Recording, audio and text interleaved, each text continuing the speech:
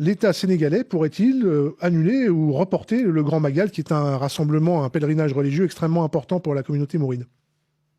Alors oui, il est vrai que l'État sénégalais vient de remettre en place des mesures qui sont assez strictes pour lutter contre le coronavirus, notamment avec l'interdiction des rassemblements sur les plages, sur les terrains de sport et dans les lieux publics. Donc on peut se poser la question, surtout que le Grand Magal regroupe chaque année plus de 4 millions de disciples mourides dans la ville sacrée de Touba pendant plusieurs jours. Le risque de propagation du virus, il est donc très sérieux.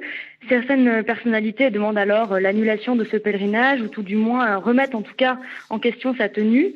Un débat qui fait la une de beaucoup de journaux sénégalais, mais pour le moment, aucune annulation n'est en vue. Et c'est de toute façon le khalife général des Mourides, qui s'appelle donc Serigne Mountakha Bassirou Mbacké, qui aura le dernier mot, en concertation avec le gouvernement bien sûr.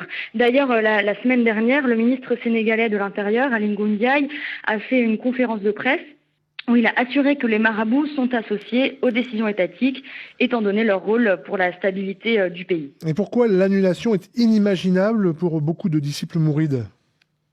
Alors pour les disciples, cette cérémonie, c'est la plus importante de l'année. Ils vont à Touba tous les ans en famille. Ils n'ont jamais vu cette fête annulée. Elle célèbre en fait le départ en exil de Cheikh Ahmadou Bamba, qui est le fondateur de cette influente confrérie mouride.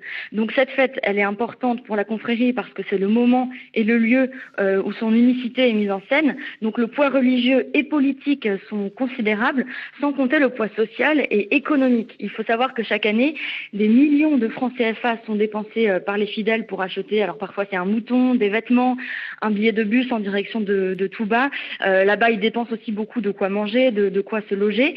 Donc certains espèrent même que l'économie du Sénégal reparte pendant cette période de fête, alors que la croissance du pays est en baisse à cause de la crise du coronavirus. Hassan, vous avez une deuxième question, je crois. Comment est-ce qu'on va s'adapter, c'est ça? Oui. Si le Grand Magal est maintenu, comment les organisateurs du pèlerinage vont s'adapter au contexte sanitaire? Théa Olivier, votre réponse?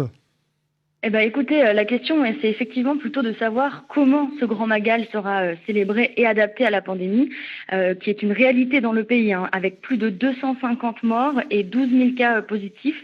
Il y a eu aussi plus de 500 cas à Touba, qui était un foyer de la pandémie au tout début, au mois de mars. Donc le comité de préparation du Grand Magal s'est déjà réuni le week-end dernier.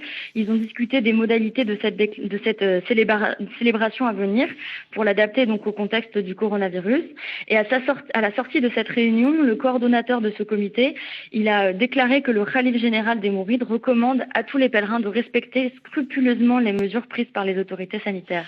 Quelles sont les modalités envisageables? Alors il y a plusieurs scénarios qu'on peut imaginer. Le khalife général peut appeler les populations à fêter le Grand Magal dans leur maison, chez eux, et que seules les personnes vivant à Touba puissent célébrer le Magal dans la ville sacrée. Un peu dans la même logique des restrictions d'accès à la Mecque en Arabie Saoudite.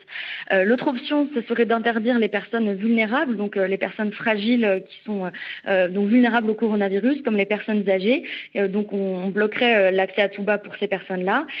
Sinon, tout simplement, la dernière solution serait de laisser la ville de Touba ouverte aux pèlerins, mais d'appeler à un respect des gestes barrières très stricts, en mettant par exemple des masques et des points d'eau avec du savon pour se laver les mains à disposition des disciples.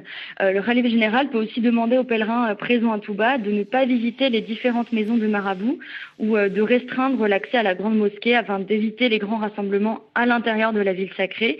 Mais de toute façon, il faut encore attendre la décision du khalife général des Mourides dans les semaines à venir. C'est seulement par cette décision-là venant de lui qu'on pourra y voir plus clair.